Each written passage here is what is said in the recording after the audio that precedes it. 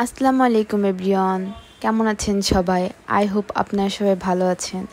আজকে আপনাদের মাঝে নিয়ে আসলাম একটি 2 টায়ার কেক। কেকটি ছিল অসম্ভব রকমের সুন্দর। এইটা ছিল কেকের উপরের পার্ট, হোয়াইট এবং পিঙ্কের মধ্যে কম্বিনেশনটা অনেক বেশি জোশ ছিল। আর নিচের পার্টে ছিল পেস্ট এবং হোয়াইট কালার। কেকটি আসলে আমি নিচ থেকে করার ট্রাই করছি, বিকজ এই কেকটা আসলে কাস্টমারের কোনো ডিমান্ড ছিল না, তাই আসলে আমি নিচ থেকে নিজের মতো করার ট্রাই করছি। আর এখন হচ্ছে আমি ফিনিশিং দিচ্ছি কেকের ফিনিশিং শেষ হলে আমি উপরের টায়ারটা বসাবো। কেকটা করতে আমার অনেক বেশি ভালো লেগেছে।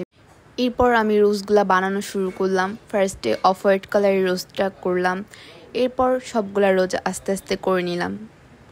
এরপর আমি আসলে কেকটা সেট হওয়ার জন্য নিচে স্ট্র বসাচ্ছিলাম যাতে কেকটা সেট হয়ে থাকে।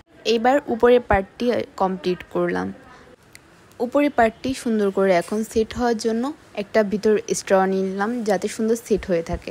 এখন যে রোজগুলা বানিয়ে নিয়েছিলাম সেইগুলো এখন সুন্দর করে বসাবো। তো সবগুলা রোজ আস্তে আস্তে করে এখানে বসিয়ে নিলাম সুন্দর করে।